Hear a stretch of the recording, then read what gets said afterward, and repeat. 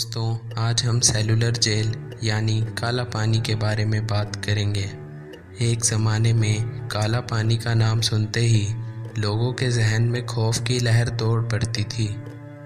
आइए जानें काला पानी यानी सेलुलर जेल की बुनियाद और उससे जुड़ी कुछ खास बातें। अंग्रेज़ों के द्वारा सेलुलर जेल अंडमान और निकोबार के एक द्वीप पे बनाया गया था। दोस्तों, अंडमान निकोबार का अपना इतिहास भी काफ़ी खून भरा रहा है। कभी वहाँ पुर्तगाल, मराठा, डच भी रहे और बाद में अंग्रेज़ों ने भी उस पे कब्ज़ा किया। अंडमान निकोबार पे कुछ वक्त जापानियों ने भी कब्ज़ा किया, पर सुभाष चंद्र बोस की इंडियन नेशनल आर्मी के जापान से अच्छे संबंध होने के कारण जापान ने अंडमान निकोबार को नेताजी सुभाष चंद्र बोस के हवाले कर दिया और यहीं पर ही भारत की आज़ादी का तिरंगा पहली बार नेताजी के द्वारा लहराया गया। 572 अलग अलग द्वीपों को मिलाकर अंडमान निकोबार बनता है, पर जिनमें से सिर्फ 38 ऐसे द्वीप हैं जहां पर इंसान बसते हैं, बाकी पूरा पानी ही पानी है। पर कहा जाता है कि इस द्वीप पर जो ज़्यादातर लोग रहते हैं वे आदिवासी हैं और उनका ताल्लुक अफ्रीका से था। साल 1857 में अंग्रेज़ों के जुल्म के खिलाफ भारत के लोगों में एक आक्रोश बढ़ा और जिसने एक बड़े विरोध की शक्ल ली। पहली बार अंग्रेज़ों को लगा कि ये विरोध आगे चलकर उनके लिए एक समस्या बन सकता है। उस समय के स्वतंत्रता सेनानी अपने भाषणों और नारों के ज़रिए लोगों को एकजुट कर रहे थे, जो कि अंग्रेज़ों के लिए एक सिरदर्द बन चुका था। और इन स्वतंत्रता सेनानियों को सज़ा देने और लोगों से अलग करने के लिए सेल्युलर जेल बनाने का निर्णय किया। और इस सेल्युलर जेल की खास बात ये थी कि ये कहाँ है उस समय तक किसी को पता ही नहीं था। वहाँ पर लोगों पर जुल्म किए जाते थे, उन्हें मारा पीटा जाता था और इसकी खबर किसी को नहीं होती थी। इसी सोच के कारण 1896 में अंग्रेज़ों ने सेल्युलर जेल बनाने का काम शुरू किया। करीब 10 साल तक उसे बनाने का काम चलता रहा।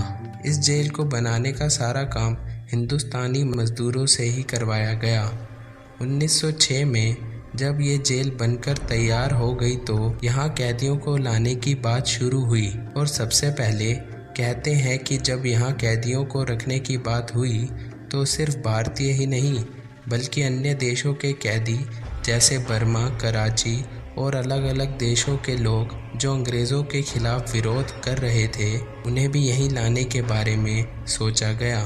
सेल्युलर जेल को एक अंग्रेज़ी आर्किटेक्ट ने डिज़ाइन किया था और इसकी एक ख़ास बात थी कि बहुत कम पहरेदार भी पूरी जेल पे नज़र रख सकते हैं।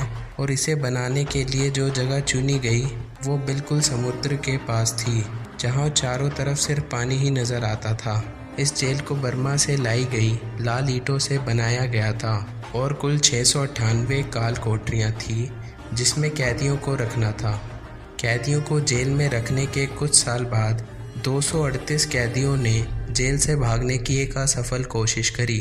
इस बात से अंग्रेज़ जेलर और अफसरों को काफ़ी गुस्सा आया और इसके बाद और कैदियों पर उन्होंने जुल्म ढाने शुरू किए और इतने जुल्म ढाए कि कुछ कैदियों ने सिर्फ दहशत से अपनी जान दे दी। कहते हैं कि काला पानी की सज़ा किसी को हो जाए तो उसका जिंदा लौटना नामुमकिन के बराबर था। 1906 से आज़ादी तक कितने लोगों को फांसी दी गई इसका कोई रिकॉर्ड नहीं है। अंग्रेज़ों की शैतानियत का ये आलम था कि उन्होंने कुछ कैदियों को तोप से बांधकर उड़ा दिया और कईयों को बुरी तरह टॉर्चर किया। इस जेल में भारत के बहुत से स्वतंत्रता सेनानी रहे, जिनमें भगत सिंह के दोस्त महावीर सिंह, बटुकेश्वर दत्त, वीर सावरकर, सोहन सिंह, वमन राय जोशी और ब्रह्मानंद जैसे अनेकों स्वतंत्रता सेनानियों को काला पानी जेल में रखा गया।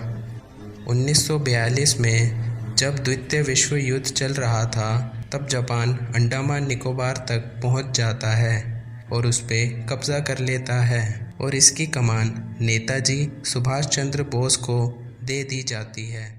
और नेताजी पहली बार भारत का तिरंगा अंडमान निकोबार पे लहराते हैं और उसके बाद सेलुलर जेल के तमाम कैदियों को वहाँ से रिहा कर दिया जाता है और वहीं से अंग्रेज़ों ने लगभग हार मान ली थी और भारत को छोड़ने का फैसला कर लिया था।